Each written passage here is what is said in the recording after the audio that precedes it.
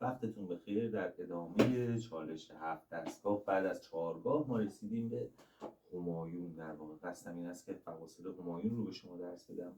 میخوام که 4گاه رو به یاد بیارین. سیم‌های لا مثل 4گاه انگشت گذاری میشه. سیم‌های رمون مثل راست پنجگاه.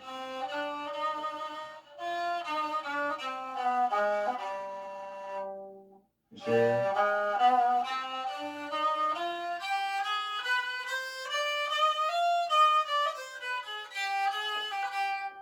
خب این یک شمای خیلی کلیه، اصلا تعریف خیلی جزئی و دقیقی نیست، منتها برای اینکه شما گوشتون یه سری فواصل رو تو آهنگا تشخیص بده من انقدر خلاصه به شما میگم که این محدوده این شکلیه، وگرنه همایون در جاهای مختلف ردیف به سمت شور میره، به سمت 4گاه میره، توی موالیان‌ها به سمت اصفهان میره، به سمت مخالف میره و خیلی میتونیم توش حرکت کنیم. منتها شما همین یه محدوده رو فعلا بشناسید تا اینکه بتونیم با همدیگه بهتر پیش بریم توی ردیف و اونجا میتونیم که ریزتر بشیم توی این مسیرهایی که یک دستگاه داره.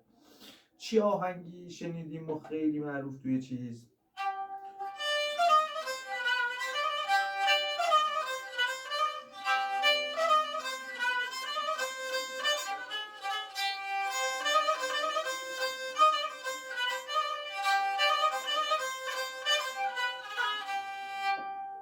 در واقع حدودی از همین آهنگ بود.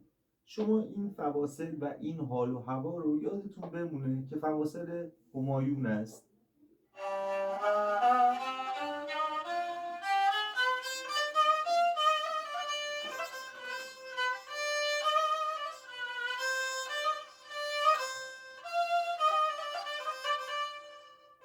خب خط اول تمریناتمون رو شروع میکنیم.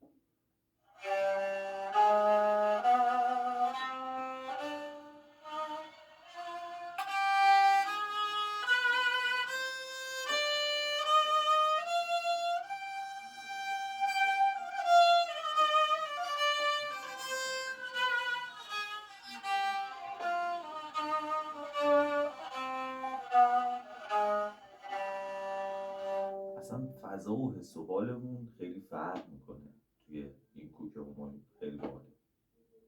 خب میریم سراغ خط دوم، چنگ است.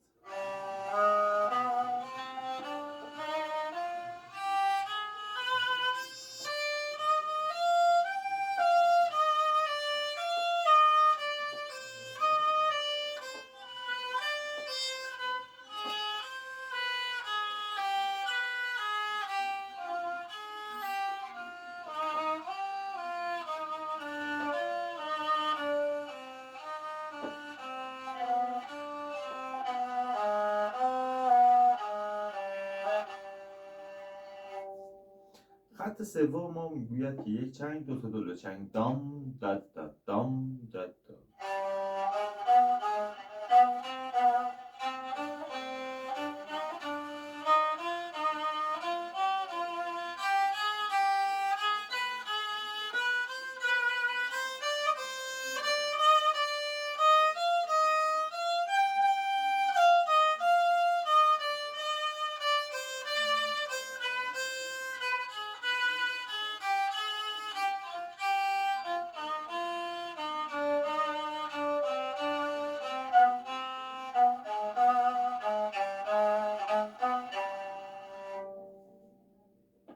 چهار تا دولا چنگ، یک دو سه چهار، یک دو سه چهار.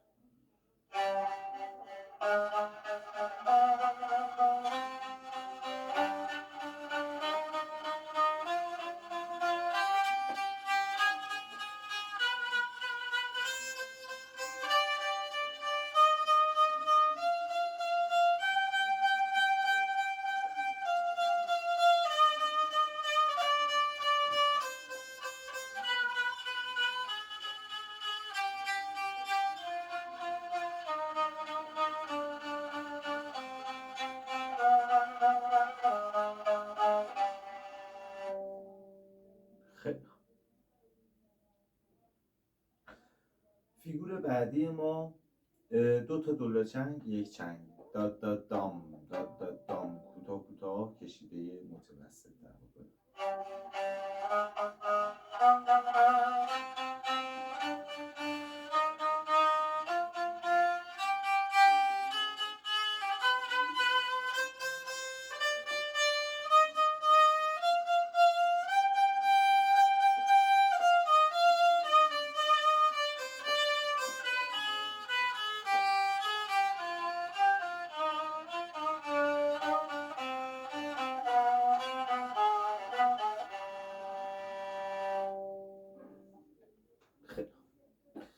خط ششم ما یک دولاچنگ، یک کشیده متوسط، دوباره یک دولاچنگ که میشه کوتاه، میشه دادام دا.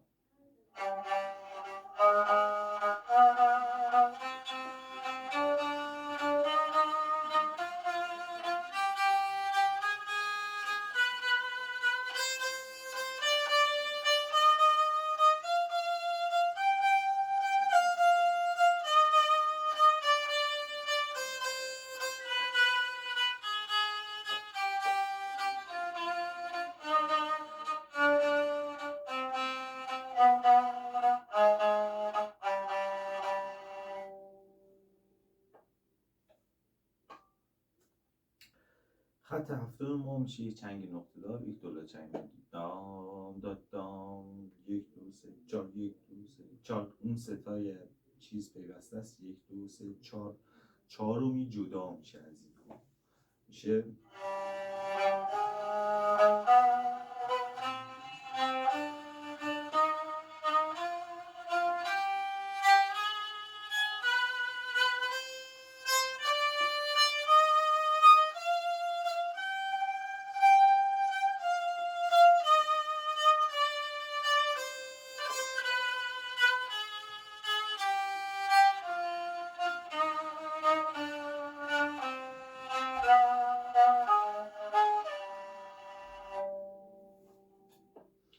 این هم از فواصل همایون. ان شاءالله دفعه دیگه فواصل شروع